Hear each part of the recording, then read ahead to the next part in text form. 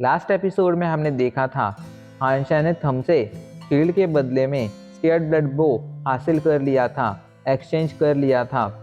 अभी के लिए हानशन जब अपने मिलिट्री स्कूल लौटता है तो उसे पता चलता है कि एंग को कुछ लोग परेशान कर रहे हैं और उनसे बदला लेने के लिए हानशन जल्दी से हेवन गेम में एंटर करता है। लेकिन लॉगिन करने के लिए उसने माई जी एफ ई ये आईडी यूज़ की थी। इस वजह से उसकी आईडी देखकर सभी लोग चौंक गए थे और उसके गेम प्ले ने तो सभी को और ज़्यादा चौंका दिया था। अभी के लिए ब्लैक हॉक मिलिट्री स्कूल के पूरे कैंपस में यही सवाल दौड़ रहा था कि आखिर यान रैन का बॉयफ्रेंड कौन है। और बेचारी यान रैन ये खुद नहीं जानती थी कि आखिर उसका बॉयफ्रेंड कौन है। अब आगे हानशन ब्लैक हॉक मिलिट्री स्कूल से टेलीपोर्ट होकर अभी के लिए डेमन वर्ल्ड लौट आता है। वो सीधा जाकर क्वीन जुआन से मिलता है, जहाँ पर क्वीन जुआन उसे बताती है कि उसने हानशन को अभी के लिए अपनी स्पेशल टीम में ऐड कर लिया है। तो इस पर हानशन पूछता है, आखिर तुम्हारी स्पेशल टीम करती क्या है? तो क्वीन जुआन अजीब से मुस्कुराते हुए कहती है, हम लोग नैनी का काम करते हैं, मतलब हम लोग बेबी सिटिंग करते हैं। इस बात पर हानशन शॉक हो जाता है और कहता है, क्या तुम लोग मिलिट्री में होकर ऐसा काम करते हो? तो इस पर क्वीन जुआन उसे एक्सप्लेन करती है, असल में हमारी स्पेशल टीम जो अमीर बच्चे होते हैं उन्हें प्रोटेक्शन प्रोवाइड करती है और उसके बदले में हमें कई सारे रिवॉर्ड्स मिलते हैं, जैसे कि एस जोन लाइसेंस और भी चीज़ें। अभी के लिए तुम हमारी टीम में एंटर कर चुके हो, स्पेशल टीम के मेंबर बन चुके हो, इसलिए मैं तुम्हें पहला मिशन दे रही हूँ। अभी के लिए एक लड़की है जिसका नाम मैंग मैंग है और तुम्हें उसे शिकार पर लेकर जाना है। तो इस पर हानशन पूछता है, आखिर मुझे उसे कहाँ लेकर जाना है? तो क्वीन जुआन कहती है, तुम्हें उसे डेविल डेजर्ट लेकर जाना होगा। इस पर हानशन जल्दी से मैंग मैंग की डिटेल्स मांगता है। जब हानशन उसकी डिटेल्स चेक करता है तो हानशन को पता चलता है कि मैंग मैंग असल में उसकी स्कूलमेट है और वो एक 16 साल की लड़की है जो एक काफ़ी रिच फैमिली से बिलोंग करती है। अभी के लिए क्वीन जुआन कहती है, हानशन इस मिशन में तुम्हें बहुत अच्छा परफॉर्म करना होगा। अगर तुम इस मिशन में फेल हुए तो तुम्हारे साथ साथ मुझे भी पनिश किया जाएगा। हानशन पहले तो ये मिशन नहीं लेना चाहता था क्योंकि वो एक 16 साल की लड़की को डेविल डेजर्ट जैसी खतरनाक जगह पर लेकर नहीं जाना चाहता था। लेकिन जब उसे पता चलता है कि रिवॉर्ड के तौर पर उसे एक एस जोन लाइसेंस मिलने वाला है तो वो मान जाता है। अगले दिन वो लोग डेविल डेजर्ट के लिए रवाना हो जाते हैं। हानशन जब मैंग मैंग से मिलता है तो वो काफ़ी ज़्यादा चौंक गया था क्योंकि उसे डेमन वर्ल्ड आए सिर्फ 1 महीना हुआ था और अभी से उसके पास एक स्केर्ड रैंक की बीस्ट सोल और कुछ म्यूटेंट बीस्ट सोल थी। अभी के लिए उसकी इस प्रोग्रेस ने हानशन को भी चौंका दिया था। पर कुछ ही समय में हानशन समझ गया था कि एनरैन के पास जो ये चीज़ें हैं वो एनरैन ने खुद हासिल नहीं की हैं बल्कि खरीदी हैं। उसकी पावरफुल फैमिली ने उसे बीस्ट सोल प्रोवाइड की है। मैंग मैंग काफ़ी बातूनी लड़की थी। वो हानशन से पूछती है, भाई हानशन आखिर तुम किस डिपार्टमेंट में हो? तो हानशन कहता है, मैं अभी के लिए आर्चरी डिपार्टमेंट में हूँ। हानशन मैंग मैंग से कुछ ज़्यादा इरिटेटेड नहीं था क्योंकि मैंग मैंग का नेचर काफ़ी ज़्यादा अच्छा था। हानशन के साथ अभी के लिए मैंग मैंग की रक्षा करने के लिए, मैंग मैंग की प्रोटेक्शन करने के लिए कार्ड और चूशाओ भी आए थे। इस वजह से हानशन समझ गया था कि मैंग मैंग सच में काफ़ी ज़्यादा इम्पोर्टेंट है। इसी कारण क्विंजुआ ने इस मिशन पर उसके साथ साथ कार्ड और चूशाओ को भी भेजा है। अभी वो लोग आगे बढ़ ही रहे थे तभी अचानक से कार्ड की नज़र एक म्यूटेंट रैंक के फॉक्स पर पड़ती है। कार्ड जल्दी से उस तरफ इशारा करता है, लेकिन जैसे ही मैंग मैंग को म्यूटेंट रैंक का फॉक्स दिखता है वो तुरंत उसके पीछे भागने लगती है। अभी के लिए वो किसी की बात नहीं सुन रही थी। उसके अचानक से इस एक्शन ने सभी को चौंका दिया था। सभी उसे रोकने की कोशिश कर रहे थे लेकिन मैंग मैंग किसी की नहीं सुन रही थी। उल्टा अब उसने तो जल्दी से अपनी स्केर्ड ब्लड रैंक की सवारी बाहर निकाल रही थी जो देखने में एक भालू जैसी थी। और अभी के लिए मैंग मैंग उस पर बैठकर तेजी से आगे बढ़ रही थी। वहीं वो म्यूटेंट रैंक का फॉक्स मैंग मैंग को अपनी तरफ बढ़ता देख वहां से तेजी से भागने लगा था। मैंग मैंग की इस एक्शन को देखकर हानशन जल्दी से कहता है, तुम दोनों अपनी म्यूटेंट रैंक की सवारी बाहर निकालो। ये कहकर हानशन अपनी सवारी भी बाहर निकाल लेता है और वो तीनों मैंग मैंग के पीछे जाने लगते हैं। लेकिन उन तीनों के पास एक म्यूटेंट रैंक की सवारी थी। वहीं मैंग मैंग के पास अभी के लिए एक स्केयर्ड ब्लड रैंक की सवारी थी, जिनकी स्पीड में बहुत ही ज़्यादा अंतर था। इस वजह से मैंग मैंग अगले कुछ ही पलों में उनकी आंखों से ओझल हो जाती है। इधर मैंग मैंग तेजी से उस म्यूटेंट रैंक के फॉक्स का पीछा करती जा रही थी। फाइनली कई किलोमीटरों तक भागने के बाद वो म्यूटेंट रैंक का फॉक्स एक जगह पर आकर रुक जाता है। उसे रुकता देख मैंग मैंग एक्साइटेड हो जाती है और उसका शिकार करने जाने ही लगती है। और तभी अचानक से वहाँ पर कई सारे प्रिमिटिव रैंक के बीस्ट आ जाते हैं। ये सभी प्रिमिटिव फॉक्स बीस्ट थे, जो अभी के लिए उस म्यूटेंट रैंक के बीस्ट की मदद करने आए थे। इतने सारे फॉक्स बीस्ट को वहाँ पर देखकर मैंग मैंग समझ जाती है कि वो मुसीबत में फंस चुकी है और वो अपनी जान बचाकर वहाँ से भागने लगती है। लेकिन अभी के लिए सारे के सारे प्रिमिटिव रैंक के फॉक्स बीस्ट उसके पीछे पड़ चुके थे। मैंग मैंग अपनी जान बचाने की काफ़ी ज़्यादा कोशिश करती है, लेकिन अगले कुछ ही पलों में वो सभी फॉक्स बीस्ट उसके काफ़ी ज़्यादा करीब पहुंच जाते हैं। यहाँ तक कि कुछ ने तो उसकी सवारी पर हमला कर कर उसकी सवारी को भी घायल कर दिया था। अभी के लिए मैंग मैंग तेजी से अपनी सवारी को दौड़ाए जा रही थी, लेकिन इसका कुछ खास फायदा नहीं हो रहा था। अगले कुछ ही पलों में वो प्रिमिटिव रैंक के बीस्ट उसके करीब भी पहुंच जाते हैं और उस पर एक साथ हमला कर देते हैं। मैंग मैंग को अपनी मौत अपनी तरफ बढ़ते हुए दिखाई पड़ रही थी। उसने अपनी मौत को एक्सेप्ट कर ही लिया था, पर तभी अचानक से कहीं से कई सारे एरोज आते हैं, कई सारे तीर आते हैं, जो मैंग मैंग की तरफ बढ़ रहे सभी के सभी प्रिमिटिव रैंक के फॉक्स बीस्ट को एक के बाद एक मार देते हैं। अचानक से आई सपोर्ट से मैंग मैंग चौंक गई थी। वो काफ़ी ज़्यादा खुश थी। जल्दी से उस डायरेक्शन में देखती है जहाँ से सपोर्ट आया था, और उसकी आंखों में पानी आ जाता है, क्योंकि उस डायरेक्शन में अभी के लिए हान शेन था, जो तेजी से कई सारे एरो शूट किए जा रहा था और उन सभी प्रिमिटिव रैंक के फॉक्स को मैंग मैंग से दूर भगाए जा रहा था। हान शेन के साथ कार्ड और शू शाओ भी थे, जो एक के बाद एक उन सभी फॉक्स बीस्ट को मारते जा रहे थे। कार्ड जल्दी से मैंग मैंग को उन लोगों के पास आने के लिए कहता है। मैंग मैंग तेजी से उन लोगों की तरफ जाने लगती है, पर तभी अचानक से ज़मीन हिलने लगती है और अचानक से ज़मीन के अंदर से एक बड़ी सी सैंड वॉर्म बाहर आ जाती है। अभी के लिए हानशन बहुत ज़्यादा परेशान हो गया था कि ये फॉक्स बीस्ट कम थे, जो अभी सैंड वॉर्म बीस्ट भी वहाँ पर आ गई थी। किसी तरह वो लोग सभी से बचते हुए तेजी से वहाँ से भागने लगते हैं, लेकिन सैंडवॉर्म बीस्ट की स्पीड अभी के लिए काफ़ी ज़्यादा फास्ट थी। वो लोग जितना ज़्यादा भागते जा रहे थे, उतना वो सैंडवॉर्म उनके करीब आता जा रहा था। पर तभी हानशेन को याद आता है कि ये सैंडवॉर्म्स अक्सर ग्रुप में रहते हैं, और ये याद आते ही हानशेन की सांसें ही अटक जाती हैं। और बस उसकी सोचने भर की देर थी, अचानक से ज़मीन कांपने लगती है और कई सारे सैंडवॉर्म ज़मीन से बाहर आ जाते हैं। अभी के लिए उन सभी ने हानशेन का पीछा करना शुरू कर दिया था। ये देखकर हानशेन जल्दी से मैंग मैंग को अपनी तरफ खींचता है। उसने मैंग मैंग को अपनी सवारी पर खींच लिया था।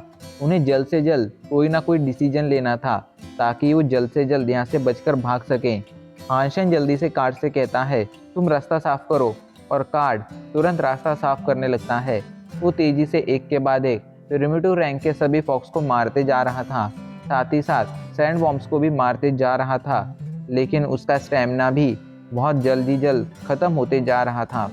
पर किसी तरह वो चारों रास्ता साफ करते हुए आगे बढ़ते जा रहे थे।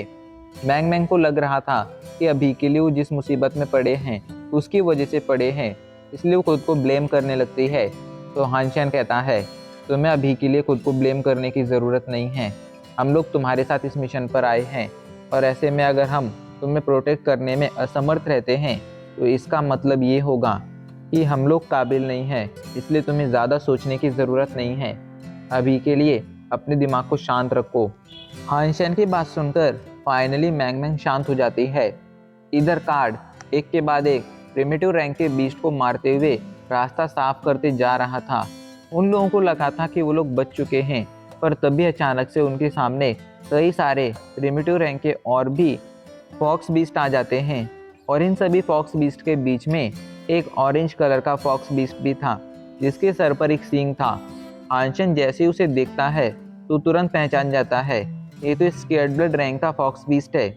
और अभी के लिए हानशन ने समझ गया था कि स्केयर्ड ब्लड रैंक का फॉक्स बीस्ट इन सभी का राजा है, मतलब इन सभी फॉक्स बीस्ट का राजा है। ऐसे में जब तक ये फॉक्स बीस्ट यहाँ पर रहेगा, इन लोगों को ऑर्डर देता रहेगा, तब तक तो हानशैन के लिए यहाँ से बचकर भागना लगभग इम्पॉसिबल है। फिर से खुद को मुसीबत में देखकर यानरन रोने लगती है और कहती है, ये सब मेरी वजह से हुआ है, आप लोग मुझे यहीं पर छोड़ दीजिए और मेरी चिंता मत कीजिए। मेरी वजह से ये सब हुआ है, इसलिए इसकी कीमत मैं खुद चुकाऊंगी, चाहे उसके बदले में मुझे अपनी जान ही क्यों ना देनी हो। इतने जल्दी हम हार नहीं मान सकते हैं। ये कहकर हानशैन जल्दी से यानरैन को अपनी 20 तोल के ऊपर से नीचे उतारता है और उससे उसके खंजर मांगता है। यानरैन भी उसे अपनी खंजर दे देती है। हानशैन जल्दी से अपनी बेल्ट से यानरैन को खुद से बांध लेता है और तेजी से अभी के लिए अपने हाथों में खंजर लेकर खुद को फेरी क्वीन में बदलता है और तेजी से आगे बढ़ने लगता है। अभी के लिए उसके रास्ते में जो भी फॉक्स बीस्ट आ रहा था, हानशैन उसे गाजर मूली की तरह काटते जा रहा था। उसकी आंखों में कोई भी दया नहीं थी। लगातार उसकी पावर स्क्रीन पर नोटिफिकेशंस आते जा रहे थे, लेकिन हानशैन की नज़रें उन नोटिफिकेशन पर नहीं जा रही थी, क्योंकि अभी के लिए उसके पास इतना टाइम ही नहीं था। फेरी क्वीन का ट्रांसफॉर्मेशन ज़्यादा से ज़्यादा 10 मिनट तक ही रह सकता था। ऐसे में हानशैन के पास अभी के लिए सिर्फ 10 ही मिनट थे खुद को, मैंग मैंग को, सुशाओ को और कार्ड को यहाँ से जिंदा बाहर ले जाने के लिए। इसलिए वो अपना बिल्कुल भी वक्त बर्बाद नहीं करने वाला था। इधर कार्ड को अचानक से समझ आ जाता है, ये फॉक्स बीस्ट असल में प्रिमिटिव रैंक के फॉक्स बीस्ट को आगे भेजकर अभी के लिए सिर्फ उनकी एनर्जी खत्म करना चाहता है, जिसके बाद ये फॉक्स किंग जब उनकी एनर्जी खत्म हो जाएगी तब उन पर हमला करेगा। यही सोचकर वो जल्दी से इस बारे में हानशैन को बताता है, तो हानशैन सोच में पड़ जाता है। फाइनली वो अपने पास से जल्दी से अपना म्यूटेंट रैंक का एरो और अपना स्केयर्ड ब्लड रैंक का बो निकालता है और उस स्केयर्ड ब्लड रैंक के फॉक्स किंग की तरफ निशाना साध लेता है। अभी के लिए हानशैन जोरदार तरीके से उसकी तरफ एरो शूट कर देता है। हानशैन का एरो तेजी से उसकी तरफ बढ़ रहा था, लेकिन फॉक्स बीस्ट को इस बात पर पूरा कॉन्फिडेंस था कि हानशैन का एरो उस तक नहीं पहुंचेगा, क्योंकि वो हानशैन से सच में बहुत ज़्यादा दूर था। लेकिन उसने हानशैन को कम आंक लिया था।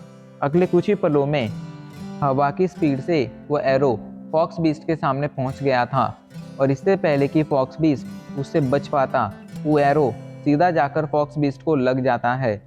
फॉक्स बीस्ट के घायल होने की वजह से सभी के सभी प्रिमिटिव रैंक के फॉक्स बीस्ट अभी के लिए तितर बितर हो जाते हैं। फॉक्स किंग के घायल होने की वजह से अभी के लिए उन्हें ऑर्डर देने वाला कोई नहीं था। इस वजह से अभी के लिए वो क्या कर रहे थे ये उन्हें खुद समझ नहीं आ रहा था। हानशैन, कार्ड और बाकी सभी को लगता है कि वो लोग अब सुरक्षित बच चुके हैं और वो लोग वहाँ से भागने लगते हैं। पर तभी अचानक से वो फॉक्स किंग अचानक से ज़मीन से बाहर आता है। अभी के लिए वो एक बड़े से सैंड वॉर्म पर था। वो सैंड वॉर्म देखने में बहुत ही अलग दिख रहा था। असल में वो गोल्डन कलर का था।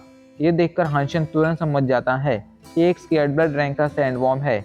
हानशैन समझ गया था कि फॉक्स बीस्ट अभी के लिए उन पर खुन्नस पकड़ चुका है और जब तक वो हानशैन को नहीं मारेगा तब तक वो शांत नहीं होगा। इस वजह से हानशैन डिसाइड करता है कि अभी के लिए वो लोग दो ग्रुप में बट जाएंगे। कार्ड और सुशाओ दूसरे डायरेक्शन में चले जाते हैं। इधर हानशैन वैंग मैंग के साथ अभी के लिए दूसरे डायरेक्शन में आ जाता है, लेकिन अभी भी वो फॉक्स बीस्ट सैंड वॉर्म पर सवार होकर उन लोगों का पीछा कर रहा था। हानशैन और मैंग मैंग काफ़ी देर तक आगे बढ़ते रहते हैं। अभी के लिए वो लोग मैंग मैंग की सवारी पर आगे बढ़ रहे थे, इस वजह से उनकी स्पीड काफ़ी अच्छी थी। पर काफ़ी देर तक आगे बढ़ने के बाद उनके सामने एक बड़ी सी खाई आ जाती है। उस खाई को देखकर मैंग मैंग पूछती है, आखिर हमें क्या करना चाहिए। तभी हानशैन के पास एक आइडिया आता है। वो तुरंत कहता है, जल्दी से तुम्हारी सवारी को इस खाई में छलांग लगाने के लिए कहो। हानशैन की बात सुनकर मैंग मैंग चौंक गई थी, क्योंकि अगर वो इस खाई में छलांग लगा देते तो वो तुरंत मारे जाते, क्योंकि ये खाई बहुत गहरी थी।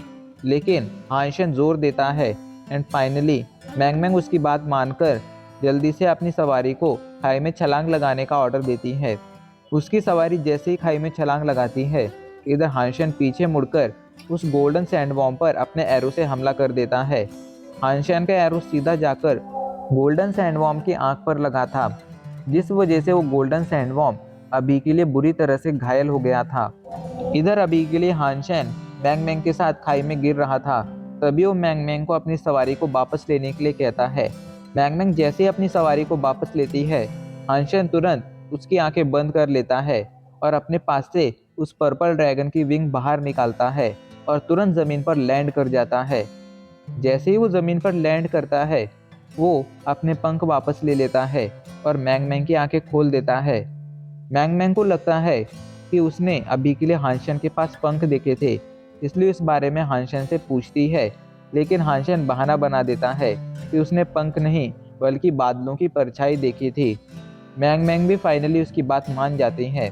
अभी वो लोग बातें कर ही रहे थे, तभी अचानक से वो गोल्डन सैंडवर्म सीधा खाई में गिर जाता है और खाई में गिरते ही मर जाता है। हानशान के एरो की वजह से वो बुरी तरह से घायल हो गया था और उसे दिखना बंद हो गया था, और अब इतनी ऊंचाई से गिरने की वजह से उसकी बची कुची सांसें भी खत्म हो चुकी थी। वो मर चुका था। हानशैन के पास नोटिफिकेशन आता है, गोल्डन सैंडवर्म मारा गया, आपको गोल्डन सैंडवर्म की 20 सोल हासिल हुई है। ये सुनकर हानशैन काफ़ी ज़्यादा खुश हो जाता है, क्योंकि आज उसे दो दो 20 सोल हासिल हुई थी।